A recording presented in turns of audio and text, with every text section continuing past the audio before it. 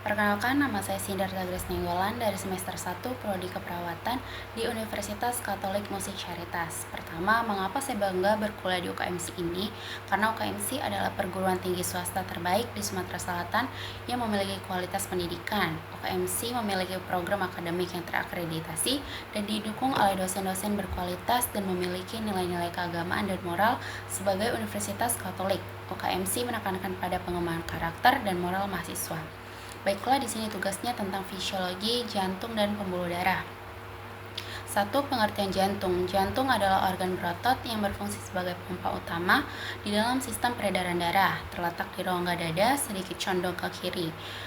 Jantung bertanggung jawab untuk mengalirkan darah ke seluruh tubuh, membawa oksigen dan nutrisi ke sel-sel, serta mengeluarkan limbah metabolisme seperti karbon dioksida. Kedua, letak jantung.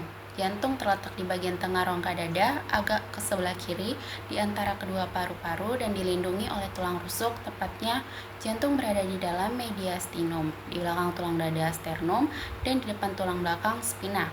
Bagian-bagian jantung apex condong ke kiri, sehingga denyut jantung sering terasa lebih kuat di sebelah kiri dada. Yang ketiga, fungsi jantung. Pertama, pemompa darah. Kedua, pengedar nutrien. 3, mengeluarkan sisa. 4, menjaga tekanan darah. Dan 5, fungsi hormonal. 4. Pembuluh darah. Pembuluh darah adalah sistem saluran yang membawa darah ke seluruh tubuh. Terdapat 3 jenis utama pembuluh darah, masing-masing dengan fungsi dan struktur yang khusus.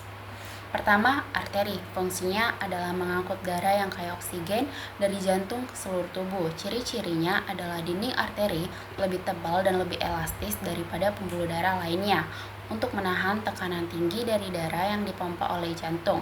Arteri terbesar adalah aorta yang mengalirkan darah dari jantung ke seluruh tubuh.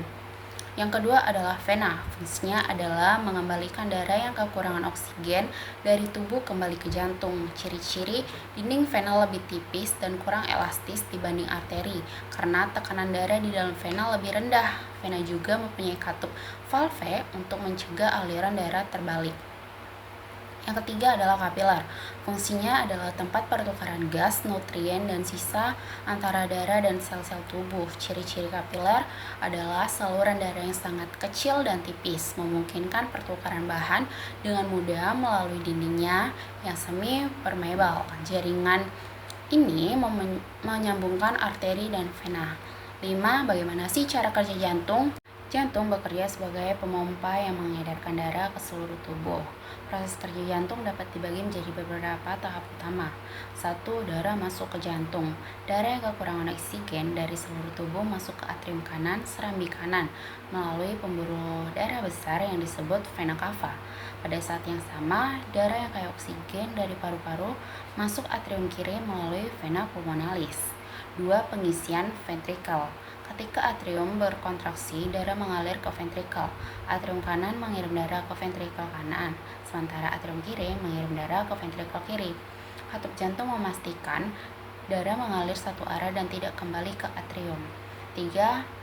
Pompa ventrikel. Ventrikel berkontraksi memompa darah keluar dari jantung.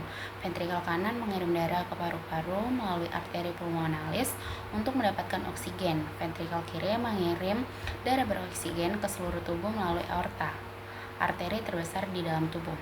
4. Pengulangan proses. Setelah darah mengalir ke paru-paru dan tubuh, proses ini berlangsung terus-menerus dan memastikan seluruh tubuh mendapatkan pasokan oksigen yang cukup.